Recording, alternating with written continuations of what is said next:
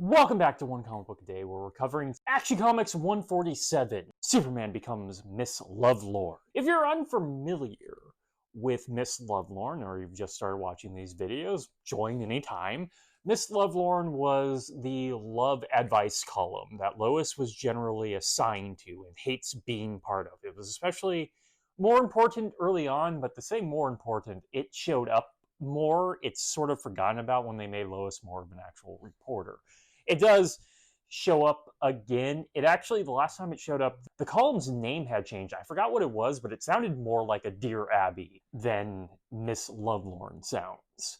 So there are a bunch of crooks going around cutting the power off before they rob a place, and Clark disappears when it happens and gets in trouble for disappearing again because he had to become Superman. You know, Clark Kent is Superman. I'm sorry to spoil that for people.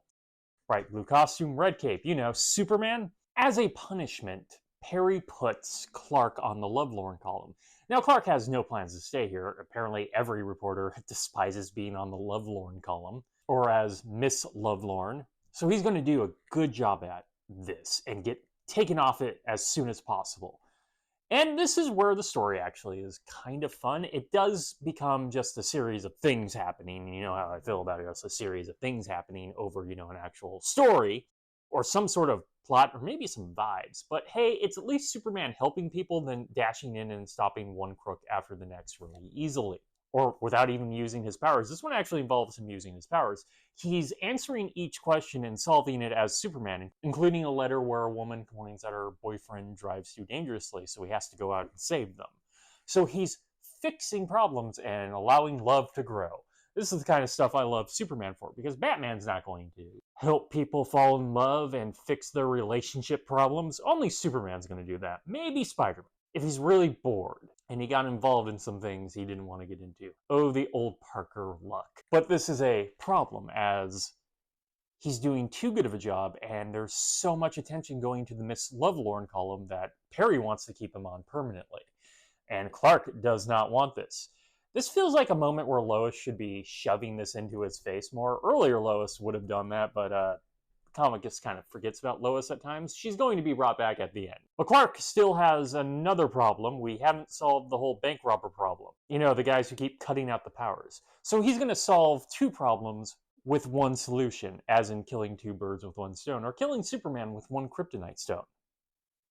Guess you could kill Supergirl with it too, and then you're killing two possible birds in the sky. It's a bird, it's a plane. Why am I explaining this reference? He makes up a Lovelorn column where he pretends to be one of the girlfriends of one of these people and brings up some things. So as they read it, thank God the crooks read the Lovelorn column in the Daily Planet and no other newspapers, or even read newspapers. So they get paranoid and go to confront the Lovelorn editor. Clark is working late by himself, but Lois comes in to finish some articles because Lois' life needs to be put in danger. Though it's not really much in danger, she's kind of just there to react to things. Mainly react to when they confront Clark and he unveils he is Superman. So now she thinks Clark Kent is Superman, because this is a big thing that happens a lot in the Golden Age, or specifically the 50s. It happens a lot in the 50s, Lois kind of solving that Clark is Superman, or seeing that Clark is Superman. Which he's going to get out of it really easily. He's just going to pretend he's been Superman the whole time, and Clark hasn't been writing the article. Wait, shouldn't Clark get fired if Superman's been doing this the whole time? I'm just saying.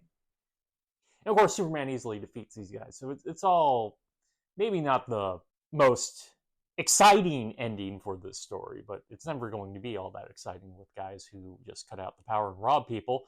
I'm sure we could have come up with something, some sort of like big set piece, but that's asking a little too much from Golden Age writers. As it is, it's a perfectly okay ending. The real fun part and horrific part is this is his plan. He reveals himself as Superman answering the Lovelorn column, and women are angry because women in the 1950s and the 1950s only respects gender norms.